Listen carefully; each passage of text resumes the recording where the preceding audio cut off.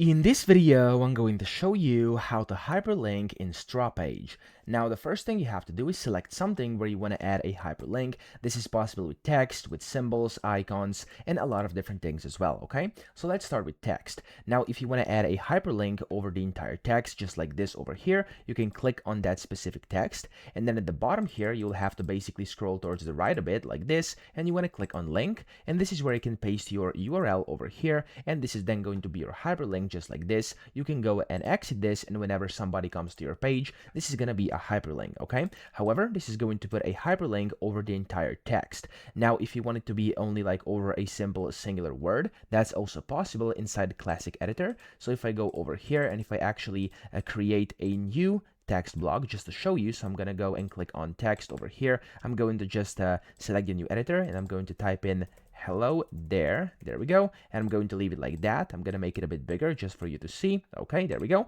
Now I'm going to only put a link onto the word there. Okay, so you want to go inside the classic editor, and down here select the word there, and then you want to go to the link bottom left, paste in your link, click on the check mark, and you're good to go. Okay, so that's how this now works. Okay, as you can see, if I now select this word, it's going to show that it's got a link, but if I select this one, it doesn't have a link. Now I will demonstrate this as well in a few seconds.